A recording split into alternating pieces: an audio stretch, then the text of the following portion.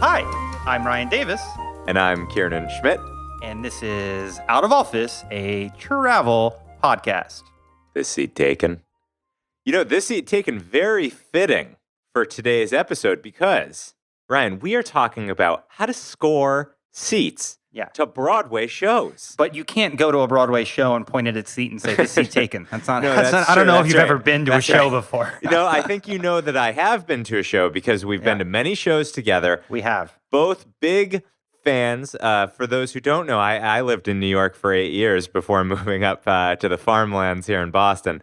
And Ryan, you still Broadway frequenter. Oh, yeah. I am. You will catch me at the theater several times a month. Easy. If you are not drinking natural wines, you are at a Broadway show. Yeah, and one day I'll be able to have a natural wine at a Broadway show once they finally update those concessions. Yeah, that's right. You know, in England, you can get booze, you can get ice cream, you can get all sorts of treats. And the U.S. hasn't really, concession-wise, we're a bit behind. Yeah, I mean, you can get a $45 glass of California Merlot, though. Yeah.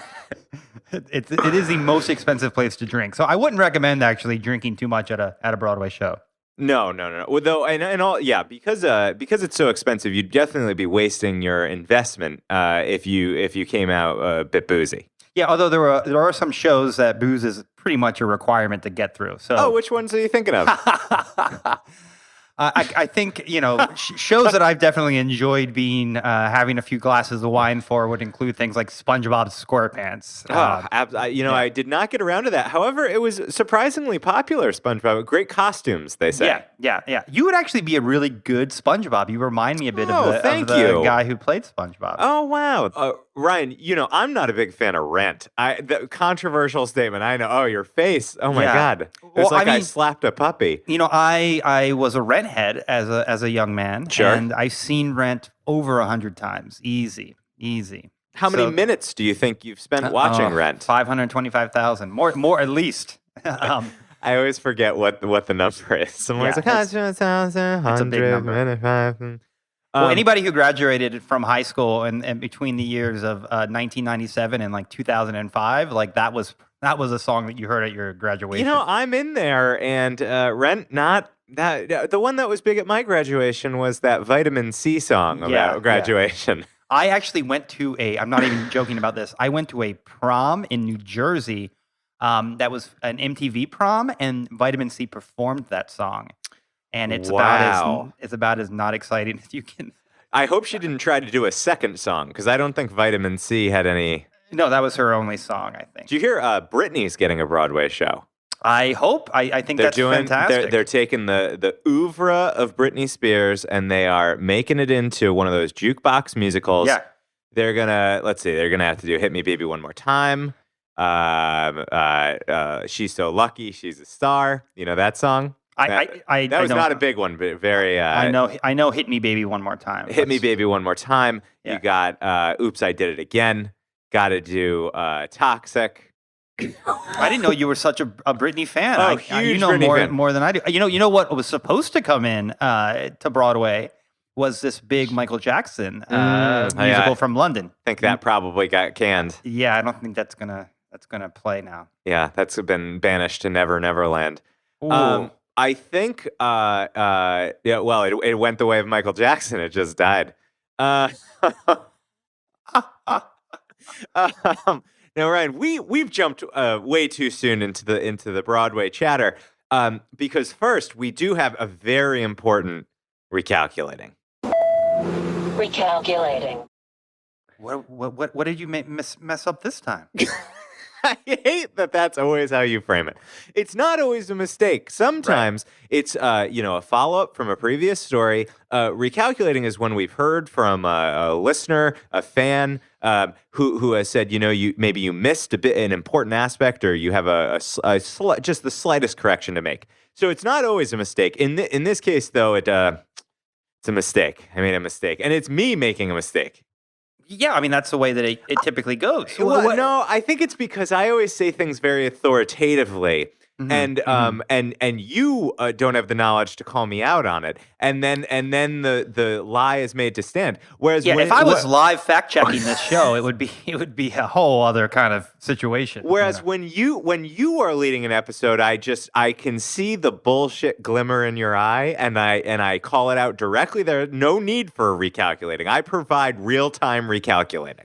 Well, I think the Natural Wine episode we released last week, absolutely flawless. No need for recalculating. So what are you correcting today? So when we were talking, it's another Bhutan recalculating. Oh my gosh! Have you even been to Bhutan?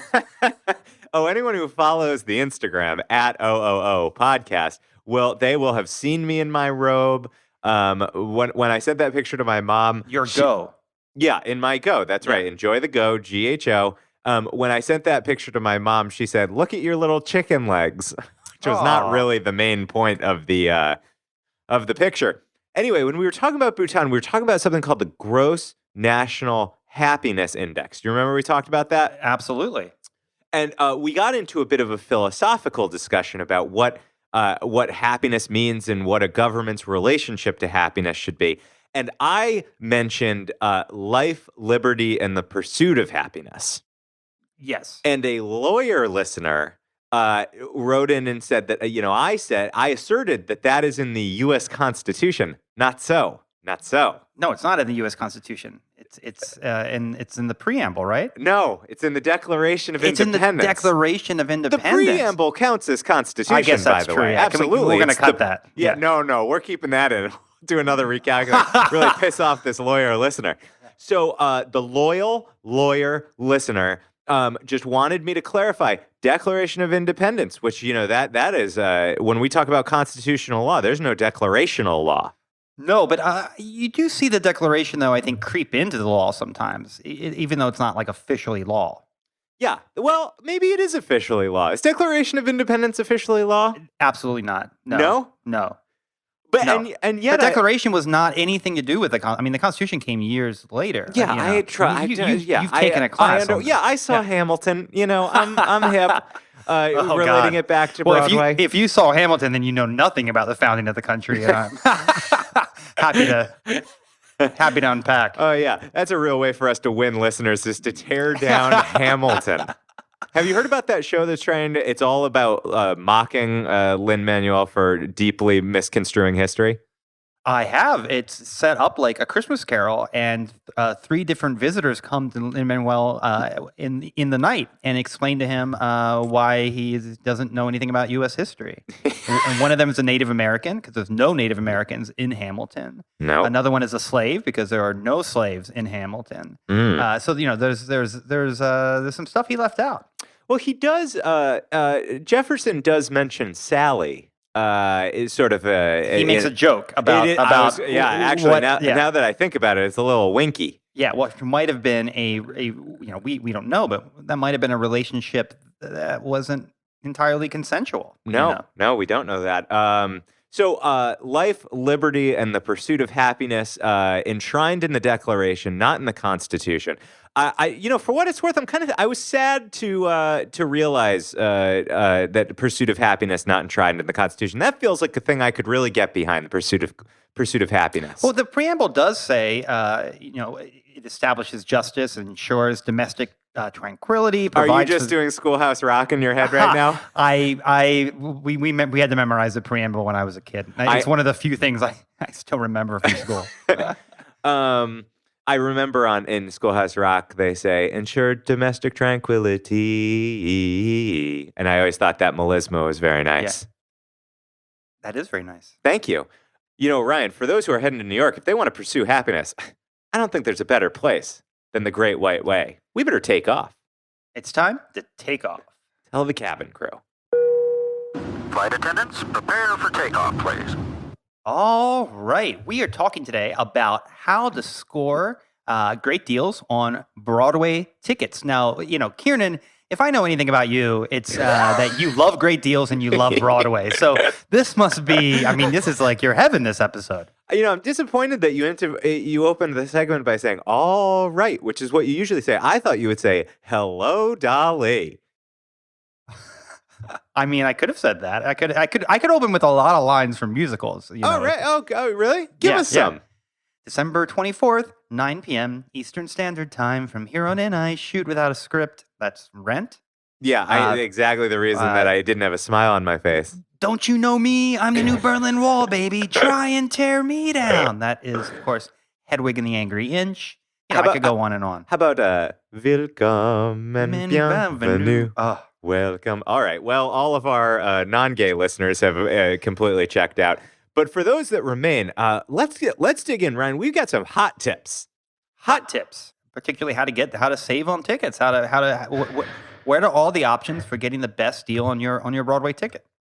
All right, Ryan. So today, the average Broadway ticket just at the box office, what's that going to set you back? God, like something probably like close to 150. If you're in the orchestra, it's insane. It's insane. Yeah, it's insane. It's way too much. But luckily, there are a ton of ways to get discounts.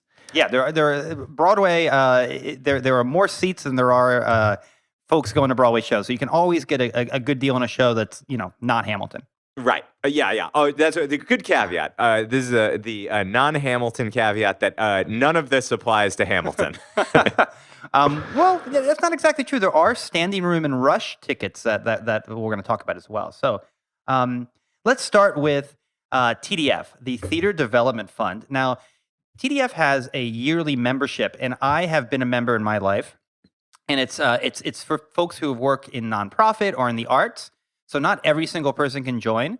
But if you do join TDF, you pay a yearly fee, and you have access to TDF's suite of tickets. And they have you can get tickets for as low as like $30 or $40 in previews. So it's a really fantastic way. It's really, I think, the number one way to save money on tickets if you're eligible for that TDF membership. They do have membership requirements, but they're not that narrow. You could be a student, a teacher, you could be a recent graduate, a union member of any union, a retiree, a member of the armed forces. If you're a freelancer, Ryan, I think that includes you. If you're a freelancer, you can get in on that. And maybe my favorite, full-time clergy. Full-time clergy can become TDF members. I am I'm a member of the clergy in New York, so maybe I should go in through that door. Yeah, you're a bit of a freelance clergyman, actually. I think that's true. Yeah. I know every time you walk in the door, I go, "Oh God, oh God." There's a Broadway musical comedy joke for you. So, what exactly does membership give you? It gives you access to the password-protected back end of TDF, where you can see all the shows that are available, and there are a ton. Generally, there's 20 or 30 different options available off Broadway, Broadway.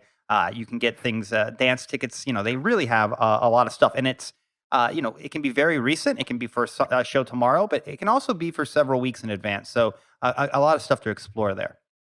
And is TDF the group that also runs the TKTS booths? Yes, it is. The Theater Development Fund also runs the TKTS booths. And little known fact about Ryan J. Davis, I worked at TKTS back in my college days. Were you actually inside the booth? No, that's a union job, so I didn't have that. Oh, you know what? If you were a union member, you could join TDF. There you go.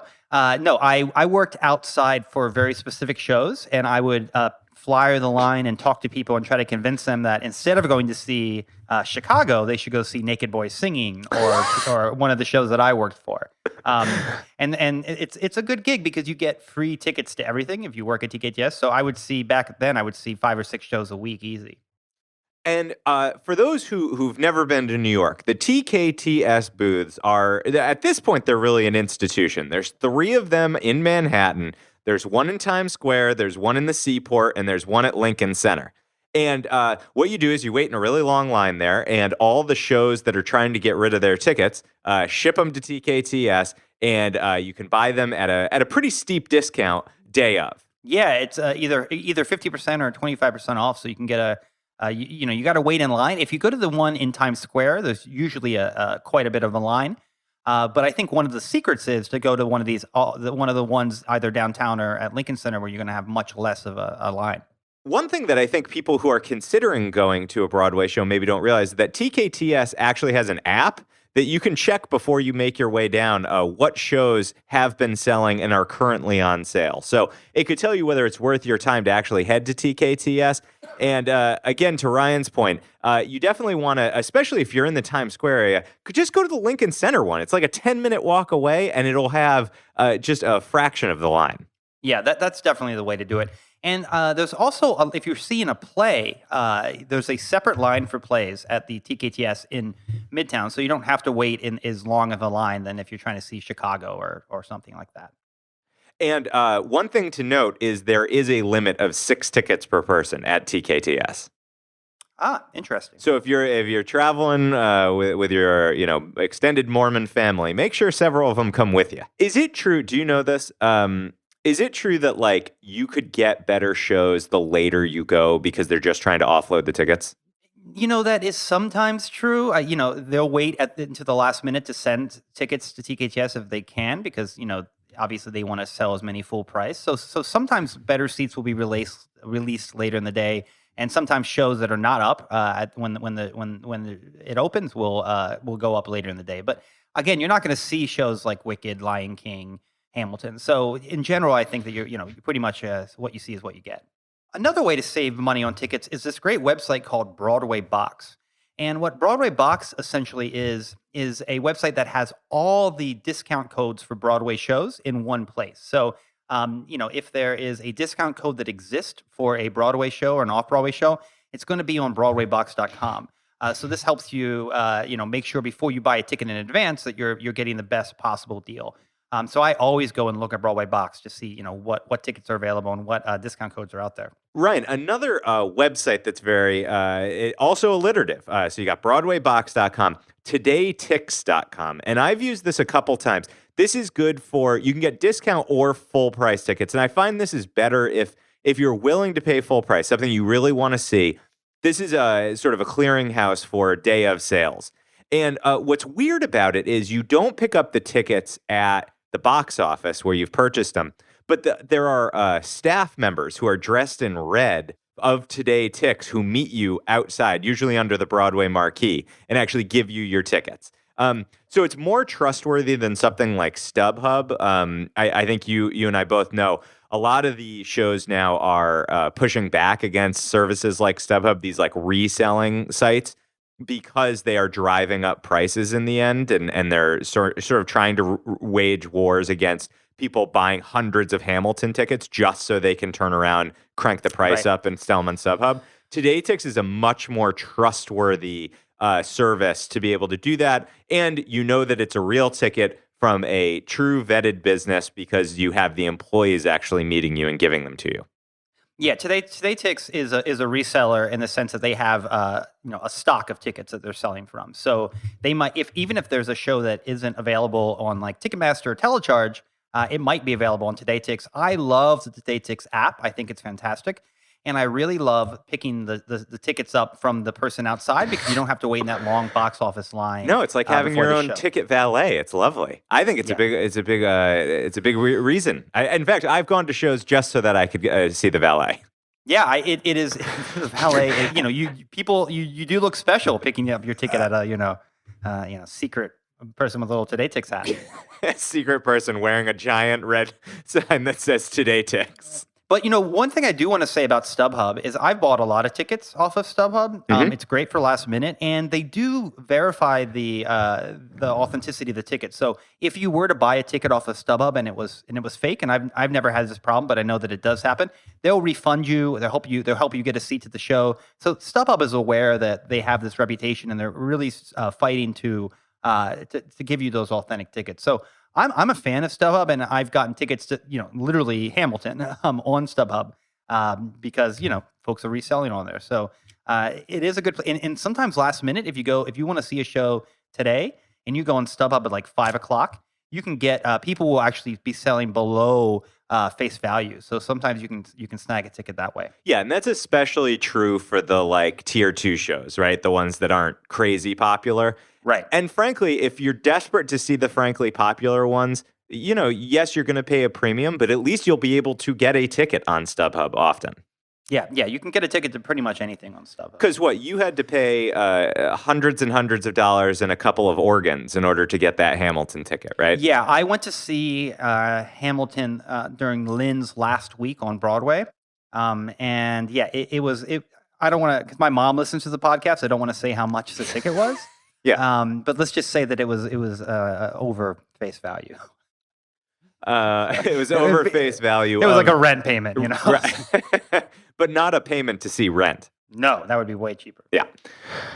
So, additionally, when shows are in previews, it's very important for the house to be full, right? Because critics are going to be there, and critics are going to enjoy a show more if there's a packed house, people laughing, clapping, etc.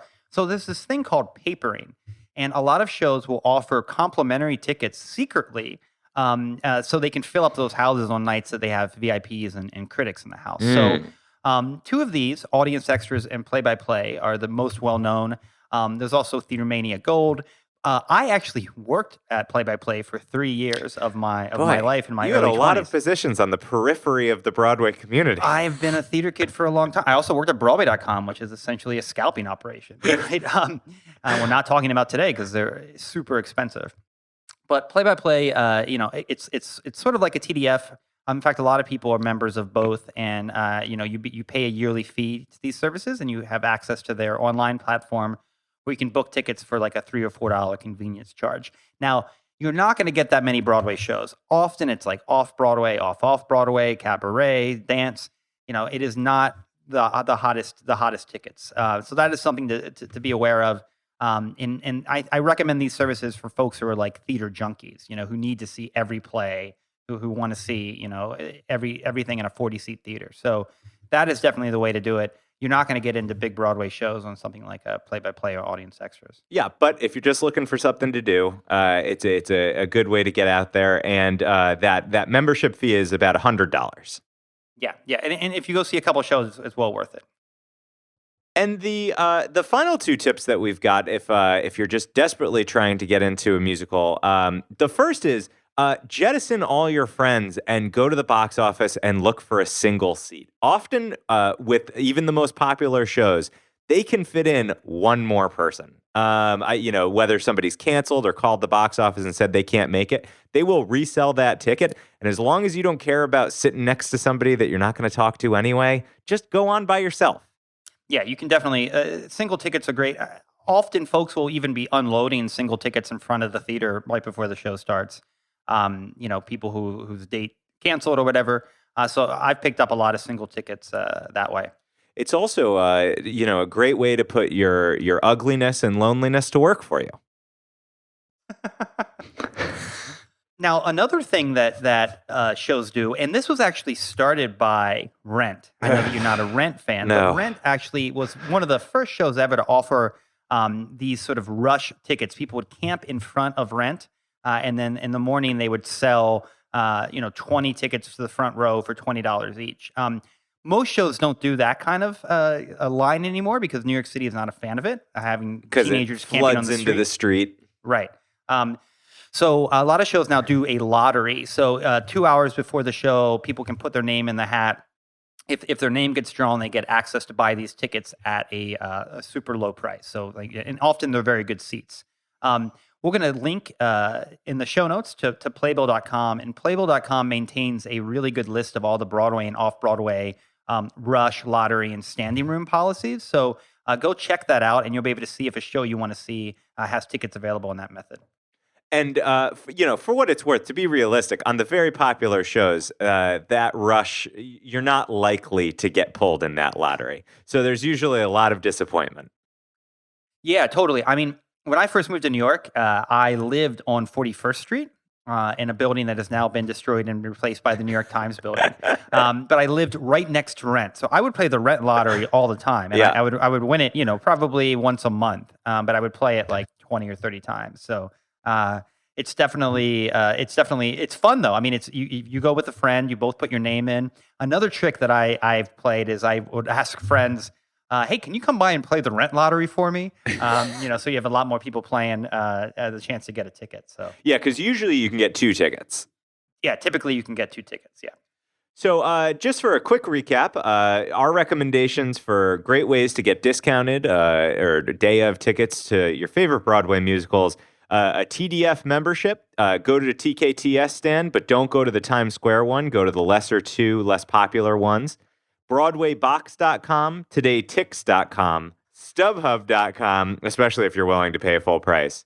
Those papering services like Play by Play, which will make you buy a membership, but where you can get incredibly cheap tickets, playing the single seat game at the box office, or looking for rush tickets. Yeah, I mean, that pretty much covers all the way that I get tickets. All right, Ryan. Well, I think it's time for the last stop. The last stop. Ladies and gentlemen, this is the last stop on this train. Everyone, please leave the train. Now, Ryan, the last stop, which it's like our finale. It's the best segment. It's the 11 o'clock number. It's the 11 o'clock number. Everybody's getting tired, and then they hear last stop, and we come out and we give these stellar performances that just bring you to your feet. It is the last segment of each week where you and I each discuss one thing we've done or read or smelt or cooked, or somehow we are keeping the spirit of wanderlust alive even in our workaday lives. So, Ryan, I want to know, how did you feed that spirit of travel? What is your last stop this week? So, keeping with the Broadway theme, I wanted to talk about a place that I've spent a lot of time, and that is Marie's Crisis Cafe. Have you ever been to Marie's Crisis? I have not. You're missing out. Marie's Crisis is in the West Village. It is a bar that has been opened since... Oh, you know what I have? It's where you can sing with the piano, right? Right, exactly. So what happens is somebody plays a piano in the middle of the room, and everyone gathers around and sings together in a group all night long, all day, every day. So this is a great place to come after you've seen a Broadway show, have a few drinks, and sing some of your favorite show tunes with a bunch of people you don't know. And it's really, really fun. And what's cool about the place is it used to be a speakeasy, so it's got sort of like a kind of a cool feel. And it also is where Thomas Paine lived when he wrote the Crisis Papers, which is why it's called Marie's Crisis. So it is, it is a historic bar. It is unlike any place I've ever been. I've been to a lot of piano bars, and generally what happens is people will play the piano and one or two people will sing at a time. But this is the only piano bar I've ever been to where everyone sings in a big group. It's really a unique place, and I would highly recommend Marie's Crisis Cafe. And how do they choose the music? Do you suggest the songs, and is it sort of the Broadway playbook? Yeah, it's definitely the Broadway playbook, and you can tip and suggest a song for sure. But generally, on busy nights, they're going to play through all the greatest hits. So, Kiernan, what is your last stop this week? So there's this book called Everything's Coming Up Profits. Have you ever heard of that? I have not. No, but Everything's Coming Up Roses. I of course have heard of. Sure, which is famously Mame. No, Gypsy. What is Gypsy. wrong with Oh you, my Mame? God. Good Oh my Lord! God. Oh, give me your TDF card. I'm tearing it up right now. I'm losing my gay you know card. What? Give me your gay card too.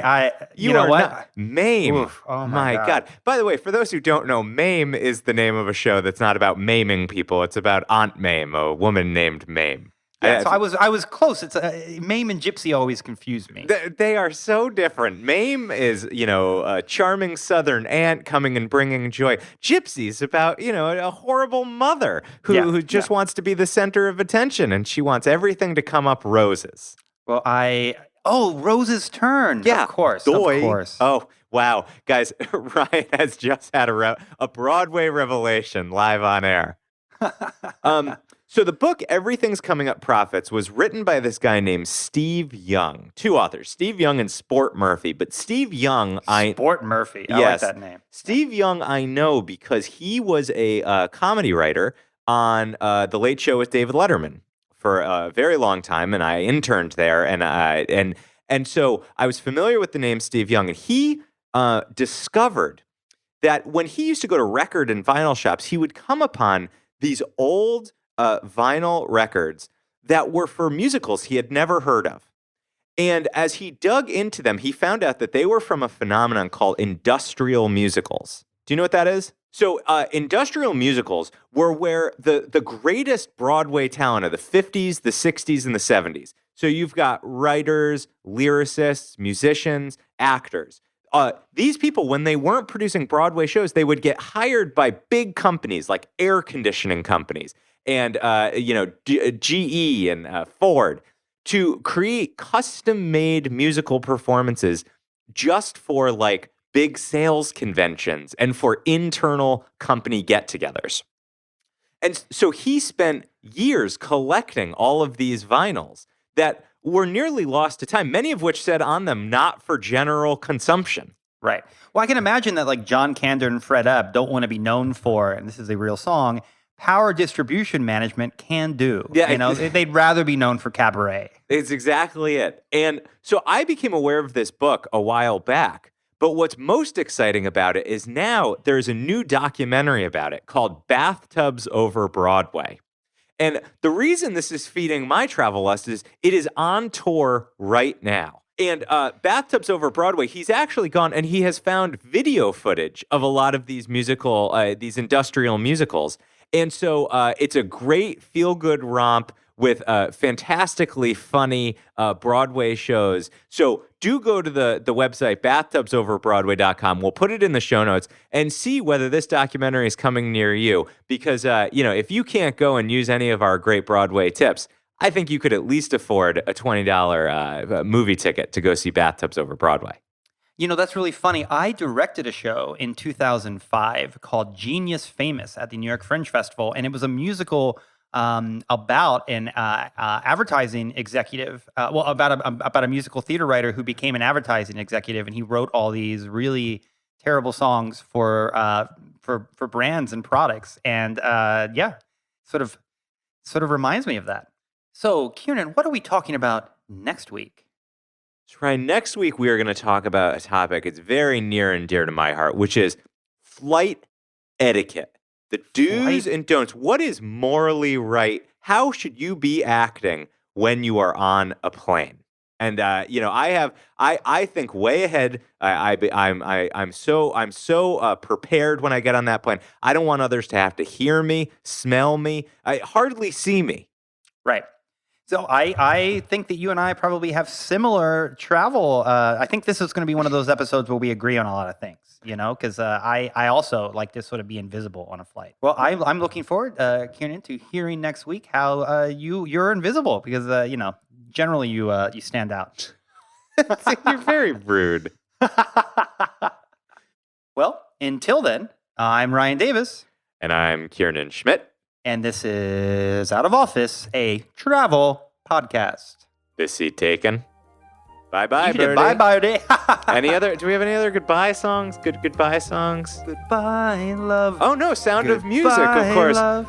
Goodbye. So long. Goodbye. Avitas and good night.